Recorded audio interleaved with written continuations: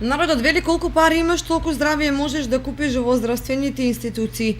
Со ова пазарно време ни една малку посериозна операција или друг лекарски зафат не поминува без опиплив бакшиш. А кога е така, надри лекарството се повеќе станува вносен бизнис за поединци кои ја користат туѓата мака за да профитираат. Тоа што црквата постојано во борба против самонаречените гатачи, бајачи и исцелители не го спречува народот да верува во нив и мошне често да ги бара нивните услуги.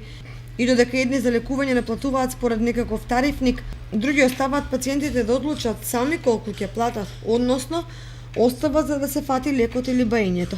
Во јавноста се почесто се коментира дека дел од народот бара спас кај надри лекарите поради скапото здравство и лекови, бидејќи не е во состојба да ги плати. Меѓутоа поголем е бројот на тие што веруваат во надприродни сили, па за да се излекуваат, бараат помош од исцелители, бајачи и гатачи. Приватното здравство се повеќе се претвора во бизнис, па значаен број доктори повеќе оставаат впечаток на бизнисмени на кој примарна им е заработката, отколку што лекуваат, а и пациентите во страв како ќе поминат на одреден хируршки зафат се бркаат в џеп со надеж дека полесно ќе поминат под лекарскиот скалпер.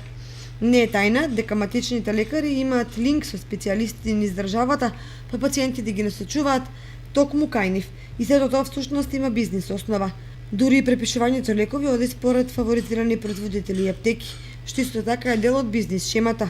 На локално ниво сите тие нус појави се неспоредливи со здравствените услуги на повисоки нивоа. За да се стигне до некој познат специјалист во престижните болници, мора да се издвојат поголеми средства.